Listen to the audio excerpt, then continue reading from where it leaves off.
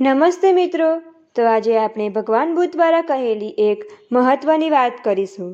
તો તમે આ વિડીયોને અંત સુધી જરૂરથી જોજો. તો આવીએ જાણીએ આનંદી વ્યક્તિ કેવો હોવો જોઈએ. આકર્ષક જીવન જીવતા હોય એવા આમ તો ઘણા લોકો હશે, પરંતુ તેમાંથી સાવ થોડા લોકોની પ્રશંસા કરું છું. આ થોડા લોકો એવા છે જે વિનમ્રતા અને પ્રતિબદ્ધતા દ્વારા નિસ્વાર્થપણે આકર્ષક જીવન જીવે છે. જે લોકો આકર્ષક જીવન જીવે છે તે પૈકી એવા લોકોની સંખ્યા વધારે નથી હોતી જેમની આસપાસ રહેવાનું આપણને ગમે. કેવા લોકોને આનંદી વ્યક્તિ ગણી શકાય? કેવી આનંદી વ્યક્તિની સાથે રહેવું જોઈએ? તમારે શા માટે આનંદી વ્યક્તિ બનવા પ્રયાસ કરવો જોઈએ? આનંદી વ્યક્તિ બનવા માટે બે માપદંડ છે. એક, તેમનાથી તમને માનસિક શાંતિ અને સ્વચ્છતા મળશે. માનસિક અશાંતિ અને લાગણીઓનો અતિરેક હોય ત્યારે આપણે ભારે વેદના અનુભવીએ છીએ. આથી આંતરિક સ્વચ્છતા સાથેના જીવનનું એક આગવું મૂલ્ય છે. આપણે તીવ્ર લાગણીઓમાંથી બહાર આવી શકીએ તથા એક સ્થિર સરોવરની સપાટીની જેમ આપણું મન શાંત રાખી શકીએ તો સાચા આનંદની અનુભૂતિ કરી શકાય.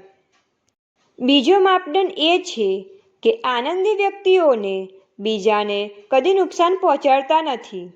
તેઓ નુકસાનકારક વિચારો ધરાવતા નથી.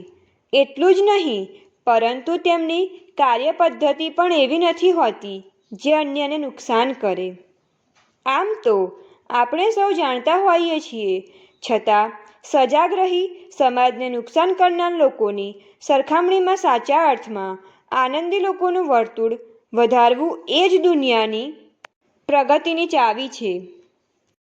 આ લાક્ષણિકતાઓને ધ્યાનમાં રાખવાની સાથે એવો સવાલ કરવાનું પણ એટલું જ અગત્યનું છે કે આવા લોકો બીજાને નુકસાન કર્યા વિના પણ કેવી રીતે જીવન પસાર કરી શકે છે. એક કારણ એ છે કે તેઓ અંગત ગમા અણગમાથી દૂર રહી શકે છે. બીજા શબ્દોમાં કહું તો અન્ય લોકો સાથે વાતચીત કરતી વખતે ઘણીવાર આપણને એવું લાગતું હોય છે કે આપણા વિચારો આગળ વધારવામાં નથી આવતા અને તેનો સ્વીકાર નથી થતો. પરિણામે આપણે મતભેદોમાં સરી પડીએ છીએ. પરંતુ આનંદી લોકો આવી સ્થિતિને સરળતાથી સાંભળી લે છે. મન દુઃખ થાય એવા સંજોગોમાં તેઓ સ્થિરતાપૂર્વક વર્તન કરીને નકારાત્મક લાગણીઓને હાવી થવા દેતા નથી. આમ મને લાગે છે કે આ લોકોમાં જે હકારાત્મક અભિગમ હોય છે તે જીવનને સરળ બનાવવાના પરિબળો પૈકી એક છે. આનંદી વ્યક્તિ બનવા માટે એક ચોક્કસ પ્રકારની માનસિકતા હોવી જરૂરી છે, અને એ છે રોજ રોજ બીજા લોકો પ્રત્યે કૃતજ્ઞતા દાખવવી. જીવન આમ ભલે લાંબુ લાગતું હોય, પણ હકીકતમાં તો એ રોજિંદા જીવનનો સરવાળો જ છે. પ્રત્યેક દિવસ નિસ્વાર્થપણે જીવવો હોય તો દરેક દિવસ જીવનનો છેલ્લો દિવસ છે એ રીતે જીવવું જરૂરી છે. જ્યાં રોજિંદા પ્રશ્નોનો એ જ દિવસે નિકાલ કરવો અને તેનો કોઈ ભાર કે નકારાત્મક લાગણી બીજા દિવસ સુધી ન લંબાવી. આ રીતે નિસ્વાર્થપણે જીવવાનું આવશ્યક છે. ઘણા દિવસો કે વર્ષો પહેલાં બનેલા કોઈ બનાવનો નકારાત્મક ભાર લઈને નિસ્વાર્થપણે આગળ વધવાનું તમારા માટે મુશ્કેલ બની શકશે. આપણા જીવનમાં એક મુખ્ય પડકાર હોય છે, અને તે એ કે જીવન દરમિયાન આવતા અવરોધોને પાર કરવા અને દરેક સંજોગોમાં હકારાત્મકતા રાખવી.